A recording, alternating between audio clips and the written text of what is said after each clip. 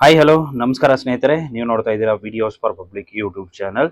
ಸ್ನೇಹಿತರೆ, ಈ ವಿಡಿಯೋದಲ್ಲಿ ಏನಂತಂದ್ರೆ ಗೃಹ ಜ್ಯೋತಿದು ನಾವು ಏನೋ ಒಂದು ಬಾಡಿಗೆ ಮನೆಯಲ್ಲಿ ಇರ್ತೀವಿ, ಅಪ್ಲಿಕೇಶನ್ ಹಾಕಿರ್ತೀವಿ.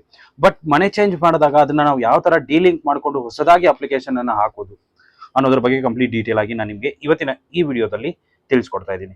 ಸೊ ವಿಡಿಯೋನ ಕೊನೆವರೆಗೂ ನೋಡಿ, ಇಷ್ಟ ಆದ್ರೆ ಲೈಕ್ ಮಾಡಿ, ಅದೇ ರೀತಿ ಚಾನಲ್ಗೆ ಹೊಸದಾಗಿರೋರು ದಯವಿಟ್ಟು ಸಬ್ಸ್ಕ್ರೈಬ್ ಮಾಡೋದನ್ನ ಮರಿಬೇಡಿ.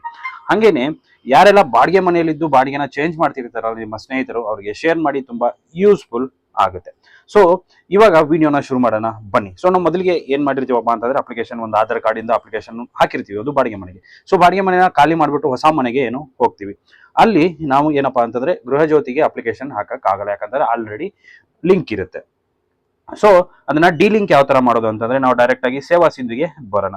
ಸೊ ಸೇವಾ ಸಿಂಧು ವೆಬ್ಸೈಟ್ಗೆ ಮೊದಲಿಗೆ ಬರೋಣ. ಸೊ ಸೇವಾ ಸಿಂಧು ವೆಬ್ಸೈಟ್ಗೆ ಮೊದಲಿಗೆ ಬಂದ್ರಪ್ಪ ಅಂತಂದ್ರೆ ನಿಮಗೆ ಈ ರೀತಿ ವೆಬ್ಸೈಟ್ ಅದು ಓಪನ್ ಆಗುತ್ತೆ. ಸೇವಾ ಸಿಂಧು gs.karnataka.co.in ಅಂದ್ರೆ ಗ್ಯಾರಂಟಿ ಸ್ಕೀಮ್ಸ್ ಅಂತ ಇದು ಒಂದು ವೆಬ್ಸೈಟ್. ಸೊ ಇಲ್ಲಿ ನಾವೇನಪ್ಪಾ ಅಂತಂದ್ರೆ ಇಲ್ಲಿ ನೋಡಬಹುದು ಗೃಹ ಜ್ಯೋತಿ ಅಂತ ಇದೆ, ಅದರ ಮೇಲೆ ಕ್ಲಿಕ್ ಮಾಡ್ಕೊಳ್ಳಿ. ಸೊ ಗೃಹ ಜ್ಯೋತಿ ಅಪ್ಲಿಕೇಶನ್ ಇಲ್ಲಿ ತಪ್ಪ ಅಂತಂದ್ರೆ ಇಲ್ಲಿ ನೋಡಬಹುದು ಈ ರೀತಿಲಿ ಅಪ್ಲಿಕೇಶನ್ ನಮಗೆ ನೋಡೋದಕ್ಕೆ ಸಿಗುತ್ತೆ. ಗೃಹ ಜ್ಯೋತಿ ಯೋಜನೆಗೆ ನೋಂದಣಿಗೆ ಇಲ್ಲಿ ಕ್ಲಿಕ್ ಮಾಡಿ, ಹೊಸದಾಗಿ ರಿಜಿಸ್ಟರ್ ಮಾಡೋದಕ್ಕೆ ಇಲ್ಲಿ ಕ್ಲಿಕ್ ಮಾಡಬೇಕು. ಅದೇ ರೀತಿ ಗೃಹ ಜ್ಯೋತಿ ಯೋಜನೆಯಿಂದ ಡಿಲಿಂಕ್ ಮಾಡಲು ಇಲ್ಲಿ ಕ್ಲಿಕ್ ಮಾಡಿ ಅಂತ ಆಪ್ಷನ್ ಇದೆ. ಸೊ ನಮಗೆ ಡಿಲಿಂಕಿಗೆ ಕ್ಲಿಕ್ ಮಾಡೋಣ. ಸೊ ಡಿಲಿಂಕಿಗೆ ಕ್ಲಿಕ್ ಮಾಡಿದ್ರಪ್ಪ ಅಂತಂದ್ರೆ ಇಲ್ಲಿ ನೋಡಬಹುದು ಕೆಳಗಡೆ ಆಧಾರ್ ನಂಬರ್ ಕೇಳುತ್ತೆ. ಆಧಾರ್ ನಂಬರ್ ಹಾಕ್ಬಿಟ್ಟು ಗೆಟ್ ಡೀಟೇಲ್ಸ್ ಮೇಲೆ ಕ್ಲಿಕ್ ಮಾಡಿ. ಗೆಟ್ ಡೀಟೇಲ್ಸ್ ಮೇಲೆ ಕ್ಲಿಕ್ ಮಾಡಿದ್ರಪ್ಪ ಅಂತಂದ್ರೆ ನಿಮ್ಗೆ ಏನಾಗುತ್ತೆ, ಅಲ್ಲಿ ಓಪನ್ ಆಗುತ್ತೆ.